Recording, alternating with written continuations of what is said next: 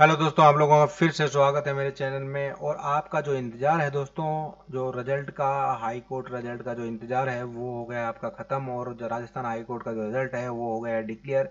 तो आप अपना रिजल्ट कैसे देख पाएंगे, कब आपका डॉक्यूमेंट वेरिफिकेशन है, क्या आपका मेरिट में स्थान है, और रिजर्व कैटेगरी में कौन कौन से बच्चों के रोल नंबर हैं, तो ये सब चीज़ें आप देख पाएंगे स्टेप बाय स्टेप। उससे पहले अगर आपने मेरे चैनल सब्सक्राइब नहीं किया है तो प्लीज़ जाके पहले सब्सक्राइब कीजिए, अपने भाई को करिए सपोर्ट, लाइक कीजिए, शेयर कीजिए और बेल आइकन पर क्लिक कीजिए, जिससे आने वाली जो वीडियो है दोस्तों मेरी, वो आपको टाइम से मिल पाए। तो विदाउट एनी डिले हम चलते हैं कंप्यूटर स्क्रीन। टाइप करना है अपना सर्च इंजन में राजस्थान हाई कोर्ट। और राजस्थान हाई कोर्ट दोस्तों जैसे आप टाइप करेंगे, आपने जो फर्स्ट में आपके सामने रिजल्ट आ रहा है उस पर आपने दोस्तों सिंपल करना है क्लिक। जैसे क्लिक करेंगे तो आपके सामने ऑफिशियल साइट ओपन हो जाएगी। आपने इस पे करना है क्लोज, और आप देखेंगे कि जो लेटेस्ट अपडेट वाला जो मेन्यू है इस पे आपने करना है यहाँ क्लिक। तो जैसे आप क्लिक करेंगे दोस्तों तो आप देखेंगे 11/6/2023 को आपका जो रिजल्ट है डिक्लेयर कर दिया गया है। और आप यहाँ पे इस पे आके क्लिक, इस लिंक पे आके आपने करना है क्लिक। तो आपकी जो रिजल्ट की जो पीडीएफ फाइल है वो आप यहाँ देख पाएंगे। तो आपकी रिजल्ट की जैसे पीडीएफ फाइल हो जाती है तो इसमें साफ साफ लिखा हुआ है कि जो junior judicial assistant, junior assistant और क्लर्क ग्रेड सेकंड के जो रिजल्ट हैं वो इसमें दिए गए हैं, जो प्रोविजनली अभी डिक्लेयर किए गए हैं। और जो आपकी जो नोटिफिकेशन है वो 115 पेज नंबर 115 से 119 पेज पे है। तो ये आपके रोल नंबर के हिसाब से आपका, और आपकी कैटेगरी के हिसाब से आप अपना जो रिजल्ट है यहाँ देख पाएंगे। और हम थोड़ा नीचे चलते हैं और आपकी जो मेरिट लिस्ट है दोस्तों, आप अपनी जो मेरिट लिस्ट है, मेरिट लिस्ट के आधार पे जो अपना जो रिजल्ट है वो आप देख पाएंगे पेज नंबर 13 से। तो पेज नंबर 13 से आप अपना जो रिजल्ट है वो दोस्तों वो देख पाएंगे। और आप यहाँ साफ साफ लिखा हुआ है कि आपके जो मेरिट के हिसाब से जो आपका सीरियल नंबर है वो आप यहाँ देख पाएंगे। आप ये देख पाएंगे कि आप मेरिट में कहाँ पे आपका स्थान है, रोल नंबर है, कैटेगरी है, जेंडर है, डेट ऑफ बर्थ है, रिटन टेस्ट आप में आपके कितने मार्क्स थे, और स्पीड टेस्ट में आपके कितने मार्क्स थे, एफिशिएंसी में आपके कितने मार्क्स थे, और एग्रीगेट मार्क्स आपके कितने हैं। तो आप ये देख पाएंगे। नीचे आप स्क्रॉल करेंगे और स्क्रॉल करने के बाद आप नीचे इसका रिजल्ट देख पाएंगे। और इसको स्क्रॉल करते हैं हम नीचे और हम इसको 101 पेज के अकॉर्डिंग इसका आपका रिजल्ट आई थिंक होना चाहिए। थोड़ा नीचे करते हैं हम स्क्रॉल, और 79, 80, 82 पे भी नहीं है और 84 पे भी नहीं है। तो हम थोड़ा और स्क्रॉल कर लेते हैं दोस्तों, और हम देखते हैं 95 पे भी नहीं है। काफ़ी लंबा चौड़ा जो आपका रिजल्ट है वो डिक्लेयर किया गया है। और नीचे हम करते हैं यहाँ पे ये 102 नंबर पेज पे जो आपका दिया हुआ है टीएसपी का है। इससे नीचे हम स्क्रॉल करेंगे तो आप देख पाएंगे कि जैसे टीएसपी की जो मेरिट लिस्ट है, टीएसपी ब्लॉक प्रतापगढ़, उसकी मेरिट लिस्ट अलग से निकाली गई है। तो आप उसमें आप अलग से देख पाएंगे। अब यहाँ कट ऑफ आपका यहाँ दिया हुआ है कि आपका टीएसपी में कट ऑफ आपका क्या गया है और नॉन टीएसपी में आपका क्या गया है। तो आप देखेंगे 278.66 आपकी कट ऑफ गए है। जनरल में, शेड्यूल में 236 गई है।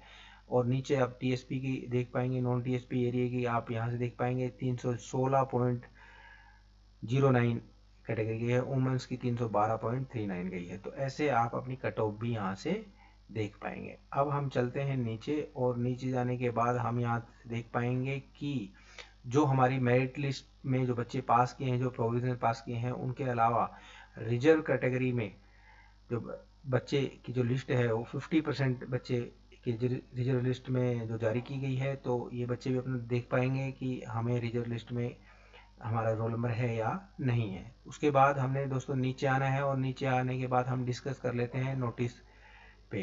तो हम यहाँ आते हैं और यहाँ थर्ड पे आते हैं और यहाँ देखते हैं हमारा वेन्यू, कि हमारा वेन्यू क्या है जहाँ हमने डॉक्यूमेंट्स वेरीफाई करने हैं।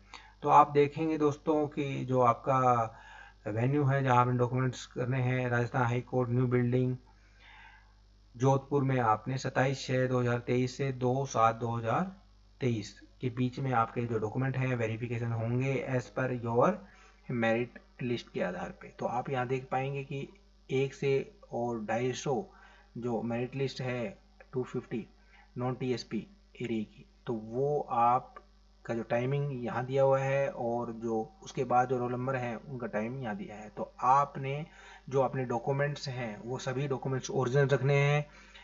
उसके साथ आपने 2-2 सेट बनाने हैं दोस्तों, उनके सभी के 2-2 सेट बनाने हैं। और नीचे हम चलते हैं कि क्या क्या डॉक्यूमेंट्स हमें ज़रूरी चाहिए।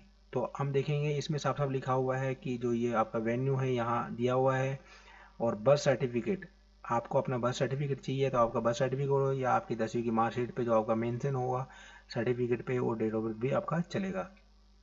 सर्टिफिकेट ऑफ एजुकेशन क्वालिफिकेशन, जितने भी आपके एजुकेशन क्वालिफिकेशन के जो सर्टिफिकेट हैं आपने वो लेके जाने हैं प्रॉपर। ओबीसी सर्टिफिकेट के संदर्भ में हम देख लेते हैं दोस्तों। तो ओबीसी सर्टिफिकेट में जो आपका जो सर्टिफिकेट है, जो एप्लीकेशन फॉर्म की जो लास्ट डेट थी 22/9/2022, उस डेट सबमिशन डेट की जो डेट थी 22/9/2022, उस डेट से 1 साल पुराना नहीं होना चाहिए। 1 ईयर, इसमें लिखा हुआ है not previous to 1 year from the last date.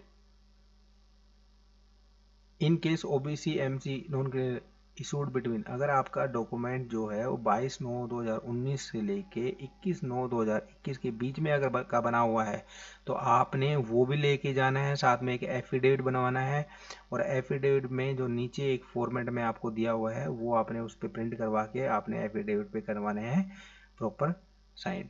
तो ये आपने चीज़ों को फॉलो करना है। ईडब्ल्यूएस का भी ऐसे ही है, 1/4/2022 से 22/9/2022 के बीच में ही जो डॉक्यूमेंट है वो इशूड होना चाहिए। अगर नहीं होता है तो 1/4/2022 और 31/3/2022 के बीच में है तो वो भी अपना जो है फॉर्मेट में अलग से एक एफिडेविट बनवा के, और वो जो पुराना वाला है वो भी आपने साथ में ले जाना है।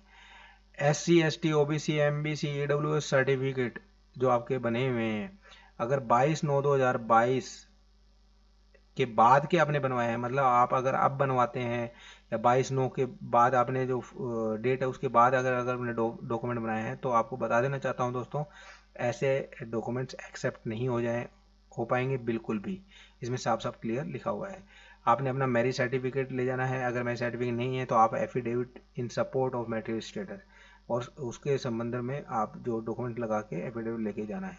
Affidavit regarding number of children, अगर आपके कितने बच्चे हैं वो आपको एक एफिडेविट बनवाना है, उस पर लिखना है।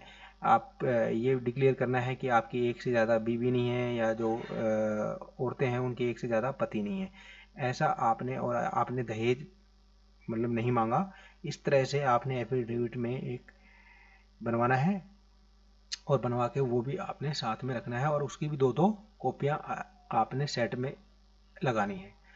Document relating the divorce and window, अब जो डाइवोर्सी हैं और जो विडो हैं उनके जो पति एक्सपायर हो गए, उनका जो डेथ सर्टिफिकेट है आपने उसके साथ लगाना है, उनकी कॉपी भी करके लगानी है। In case divorcee woman proof the divorce certificate complete judgment, और जो डाइवोर्सी वुमन है उनका जो सर्टिफिकेट मिला होगा जब आपका डाइवोर्स हुआ होगा वो भी आपने साथ में लगाना है। और सर्टिफिकेट रिलेटिंग द डिसेबिलिटी का सर्टिफिकेट आपने लगाना है। Proof documents regarding ex-serviceman, ex-serviceman category से अगर आप आते हैं तो एक्सर्विसमैन का आपने जो डॉक्यूमेंट्स है वो लगाना है। Proof document certificate regarding outstanding supports, sports वालों को अपना जो सर्टिफिकेट है प्रूफ देना होगा।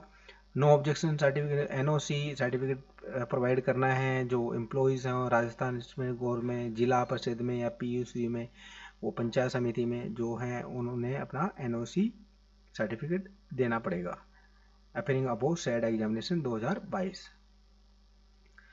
Certificate affidavit regarding disqualification of the appointment wherever applicable, तो the candidate are direct to submit document affidavit related to, तो आपको ऐसे डॉक्यूमेंट्स जमा करने पड़ेंगे कि जहां आप कहीं दोषी करार किए गए हों या आपके खिलाफ कोई मुकदमा चल रहा हो, तो ऐसे जो अभ्यर्थी हैं उनको अपने जो डॉक्यूमेंट्स है वो डॉक्यूमेंट्स आपने लगाने हैं। ये ध्यान रखना, अगर आप नहीं लगाते हैं तो आप डिस्क्वालीफाइड हो जाएंगे। अगर आपके 2 बच्चे हैं, अगर 2 बच्चे से ज़्यादा बच्चे हैं तो भी आपने अपना वो एक्सप्लेनेशन उसमें शो करना है। आपने करेक्टर सर्टिफिकेट लगाना है। करेक्टर सर्टिफिकेट 3 करेक्टर सर्टिफिकेट बनवाने हैं आपने। 2 तो आपके जो संबंधित जो माननीय हैं, जो रजिस्टर्ड ऑफिसर हैं, उनसे साइन करवाने हैं, और एक जो आपने करेक्टर सर्टिफिकेट बनाना है जिस स्कूल से आप पास आउट हैं, जो आपकी कॉलेज से पास आउट हैं, वहाँ से आपने प्रिंसिपल से अपना जो करेक्टर सर्टिफिकेट दोस्तों बनवाना है, और वो 6 महीने पुराना नहीं होना चाहिए, ये आप ध्यान में रख लीजिएगा। प्रूफ ऑफ आइडेंटिटी, तो आपने अपनी कोई भी आइडेंटिफिकेशन की जो प्रूफ है, जो आधार हो, पैन कार्ड हो, पासपोर्ट हो, ड्राइविंग लाइसेंस हो, उनमें से एक आप प्रूफ आपने साथ में ले जाना है, और उस अलोंग विद फोटोकॉपी। तो सर्टिफिकेट ऑफ बोनीफाइड, आपने जो अपना निवास प्रमाण पत्र है वो भी आपने साथ में दोस्तों ले जाना है। और 2 रीसेंट पासपोर्ट साइज फ़ोटो बनवानी है, पुरानी नहीं होनी चाहिए, रीसेंट होनी चाहिए। ये नहीं है कि आपने 10 साल पुरानी फ़ोटो लेके चले गए, नहीं, क्योंकि बाद में काफ़ी रिस्क हो जाएगा दोस्तों। अब नोट्स पढ़ लीजिए जो बौद्ध है। आप जब इंटरव्यू में वहाँ जब जाएंगे दोस्तों डॉक्यूमेंट वेरिफिकेशन के लिए, तो आपने जो वहाँ जाना है, candidate are direct to wear face mask, आपने मास्क लगा के जाना है, टू मेंटेन सोशल डिस्टेंसिंग। तो आपने जो कोविड-19 का जो फॉलो करना है, जो रूल्स आप लोगों को वैसे ही पता है, वो प्रॉपर फॉलो करना है। In absence require original documents, the candidate of such candidate shall be rejected. अगर आप कोई डॉक्यूमेंट्स अगर नहीं ले गए ओरिजिनल, तो आपको मैं बता देता हूँ कि आपको रिजेक्टेड घोषित कर दिया जाएगा। आपको अलग से कोई टाइम नहीं दिया जाएगा कि आप जाके ले आओ, ऐसा कुछ भी मौका नहीं दे पाएगा। इसलिए अपने डॉक्यूमेंट्स प्रॉपर पहले से ही अभी तैयार कर लें। तो no request for any change date, कोई डेट में चेंज नहीं किया जाएगा, साफ साफ लिखा हुआ है ऐसा। Further if any candidate tries influence, अगर वहाँ आपने कोई बदतमीजी की या कुछ भी इस तरह से हंगामा किया, तो वैसे भी आपको रिजेक्ट डिस्क्वालीफाइड कर दिया जाएगा। और आपको बता देता हूँ कि आप ये डॉक्यूमेंट वेरिफिकेशन करने के लिए जा रहे हैं, तो आपको कोई टी अलाउंस किसी तरह का भी आपको नहीं मिलने वाला है, ठीक है। आप अपने खर्चे पे ही जाने वाले हैं। और अगर इसके अलावा आपको जानकारी लेनी हो, पूछनी है, तो आप मेरे कमेंट सेक्शन में भी पूछ सकते हैं। और आपको ये जो नीचे नंबर दिए गए हैं ना दोस्तों, आप ये हेल्पलाइन नंबर पे भी जाके आप दोस्तों पूछ सकते हैं। तो आशा करता हूँ कि आपको आपकी जो इन्फॉर्मेशन है पूरी मिल गई होगी, फिर भी आपने अपना कर लेना है। और जो फॉर्मेट है ओबीसी का जो मैं आपने बताया था, ये फॉर्मेट है, आप इसको एफिडेविट पे साइन करवाना है अपने, और इसको करवा के और आपने प्रॉपर इसको हस्ताक्षर करवाना है, मोबाइल नंबर सब कुछ लिखवाना प्रॉपर। तो दोस्तों आप लोगों को सबको बधाइयाँ जो दोस्त मेरे इसमें क्लियर किया है जो पेपर। और मिलते हैं हम नेक्स्ट वीडियो में, अभी के लिए इतना ही, धन्यवाद। wherever applicable, तो द कैंडिडेट